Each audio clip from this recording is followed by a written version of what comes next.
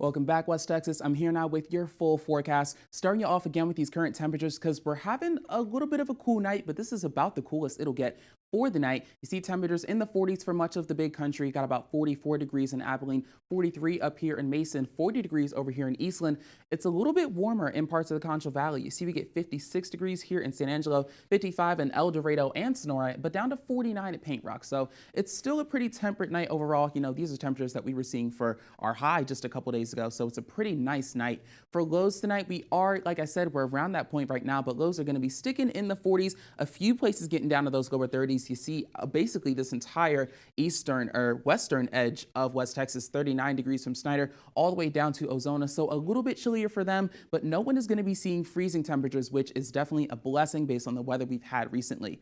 So I've got your temperature cast to show you what exactly is going to be going on as we get over this weekend. This is what temperatures are going to be looking like at the end of the show. Still going to be in the 40s and 50s. I told you temperatures are going to be rising later tonight, and we're going to be seeing some increased cloud cover as well as you wake up tomorrow morning. I told you guys during the preview that those of you in those southern counties from San Saba, even all the way down to Ozona, you may be seeing some patchy fog and maybe even a little bit of drizzle. That's just because, you know, for the same reason we have this cloud cover, there's increased moisture and our dew points are growing. So, you know, when that temperature and that dew point come together, that's when we get that possibility of fog. But that will be going away after 7 a.m. As we get into the afternoon, those clouds will clear out. Temperatures will warm up into the mid 70s. We'll be having that high around 4 o'clock. It'll be a much nicer day. Now, as we continue into Saturday night, things will continue to stay clear. We can see little bits of cold air starting to make their way and creep onto the screen. That cold front is going to be coming into West Texas around midnight. So I'll be able to show you that in just a second. But once that cold front comes through, temperatures are going to drop. We're going to have some more cloud cover come through in the area when you're waking up on Sunday morning. But when you get through the rest of Sunday, it's going to be a partly cloudy day. Temperatures going to be staying in the upper 40s to lower 50s. So I was talking about that cold front. Here it is. Like I said, it's going to be entering Texas as a whole in the Panhandle around Saturday, 6 p.m.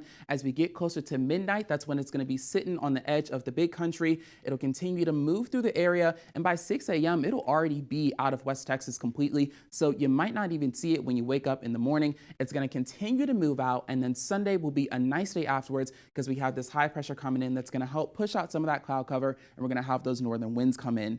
Now, I mentioned winds. It's going to be a very windy weekend overall. Those winds have already started, gusting up to 25 miles per hour. So, you know, it's enough wind to blow some hair in your face. I'd say maybe tie it back if you don't want to go through that. The big country will be seeing these winds especially strong and more so often than you will in the Concho Valley. So over these next couple of days in the weekend, we're going to have some nice weather overall, but getting into Monday, it is going to cool down. And you see for the rest of the week, we're going to see those cooler temperatures as well, generally around our seasonal averages, but we may actually see a little bit of rain in the middle of next week from an incoming system in New Mexico. I'll have more info on that later, but until then, over to you, Esmeralda.